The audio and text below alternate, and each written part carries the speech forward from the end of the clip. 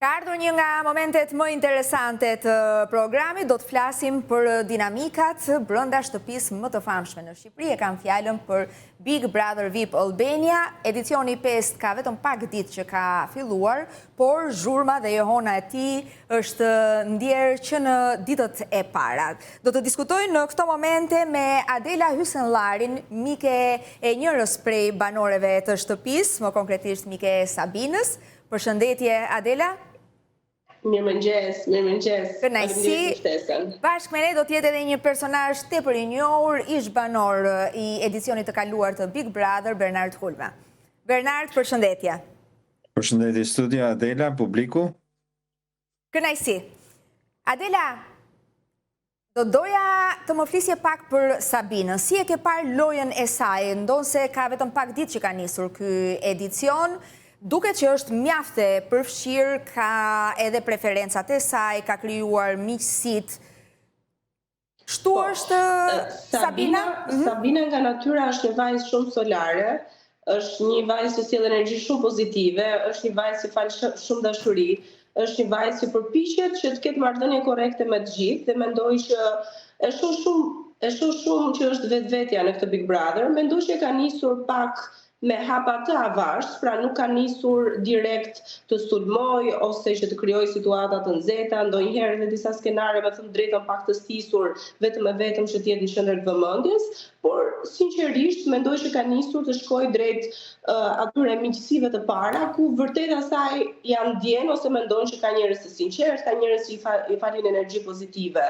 Unë, kur mora vesh që Sabina do të bëjë pjesë e Big Brother, në fakt isha shumë kurioze për castin e banorëve, konkurrentëve, dhe po prisja ndonjë super bukurosh, si një gotë single që unë të paktën shumë kam ditur që është, për ta ngacmuar, po aty vrasmendje nuk e di se më kë mund të ketë një lloj marrëdhënie të tillë. Adela, Adela, unë të falenderoj sepse ke sakrifikuar gjumin për të biseduar me ne, për të komunikuar me ne duke qenë se ndodhesh në New York, dhe si gazetare do doja të dija prej teje se si e sheh këtë edicion.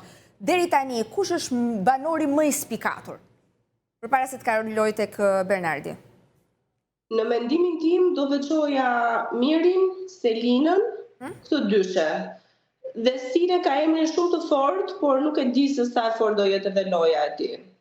Bernard, me që Adela, me intuitën e saj prej gazetareje, përmendi Mirin dhe Selin, dhe jo rastësisht, sepse duket që janë ata të dy që po i trezojnë ujrat brenda shtëpisë, dhe sigurisht që nuk ka munguar edhe vëmendja e Kristit që i nxit në debate her pas here duke bërë pjesë edhe banor të tjerë. Si e sheh marrëdhënien e tyre, një marrëdhënie baba e bi, siç ata e konsiderojnë, por që ti je një baba vajzash dhe e di se si funksionojnë këto marrëdhënie.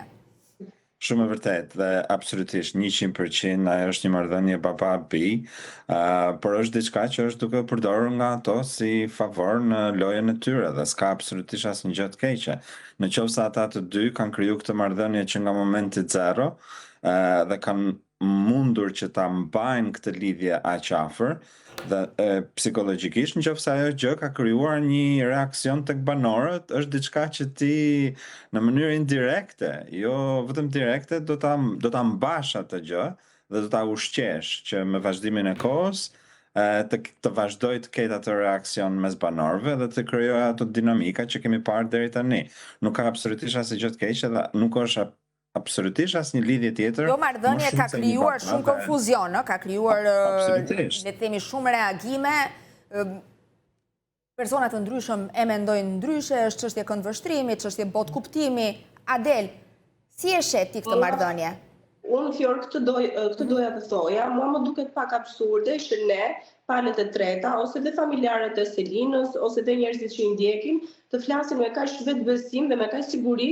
Është marrëdhënie babe-bi, është marrëdhënie shokësh, është marrëdhënie ose lloj marrëdhënie tjetër. Ne nuk jemi brenda ndjenjave të tyre. Mund të jetë edhe një marrëdhënie romantike, sepse është një femër dhe një mashkull. Okej, situatat nuk janë më të mira të mundshme për ta pasur, po ti nuk e ndalon dot. Domethënë ne nuk kemi askush që të vëmë dorën në zjarr se ata kanë vetëm marrëdhënie babe-bi. Unë do doja personalisht që të mos e shisnin si marrëdhënie të tillë, sepse babe-bi më duket pak pa sens, me thënë të drejtën. Mund të thuash që jemi si shok të mirë, po babe-bi pastaj të jep mundësi për t'u atakuar edhe nga banorët e tjerë, por edhe për t'i lënë vend publiku që të kapet. Pikërisht, do të qenë se ka patur reagime të shumta.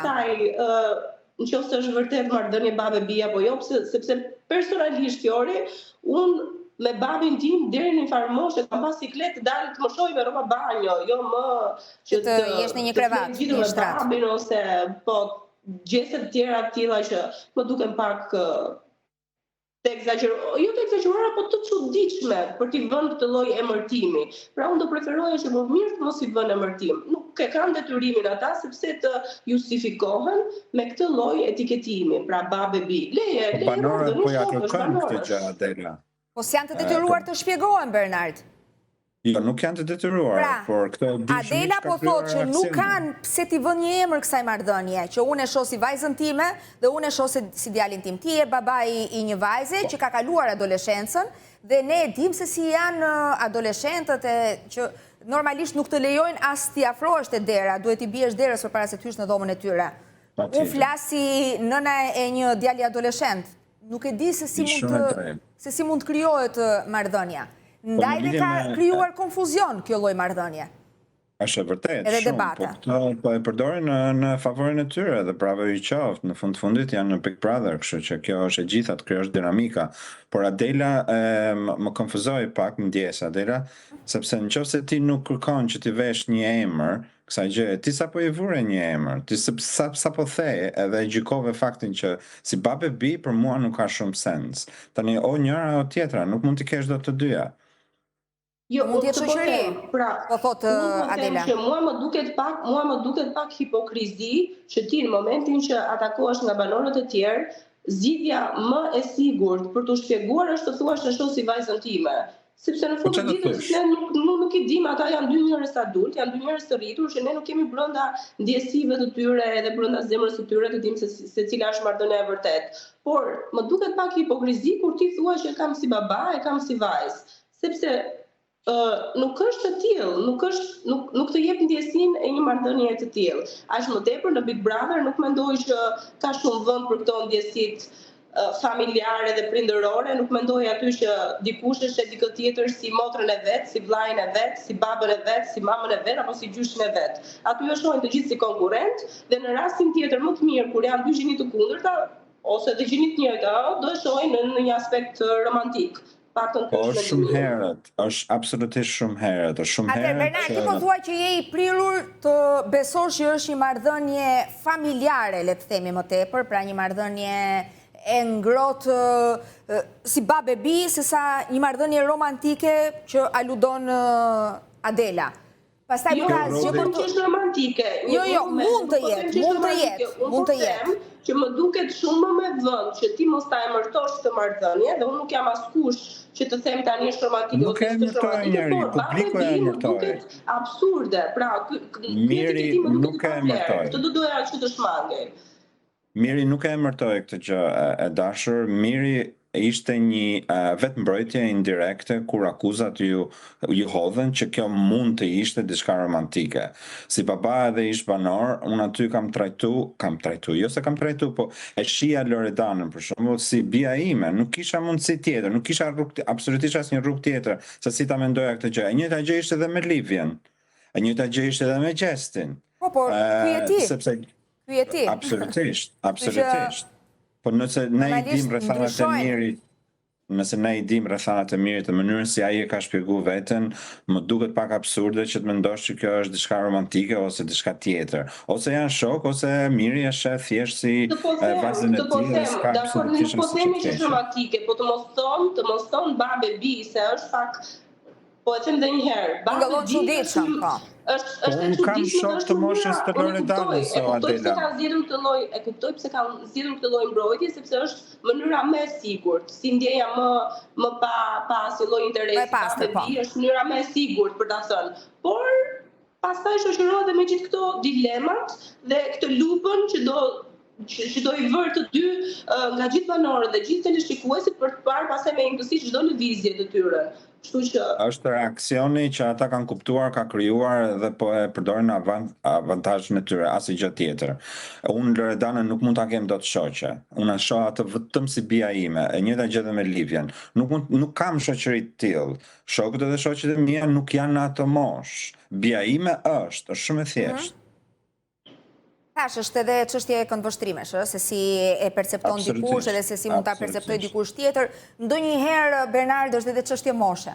Kështu që Dashuria nuk një moshë, por Daj them, jo, moshe është në mënyrën se si perceptohet. Pra, ti në një moshë të caktuar, këtë marrëdhënie e percepton kështu, dikush tjetër që është më i ri, këtë marrëdhënie nuk arrin dot ta perceptojë në këtë mënyrë.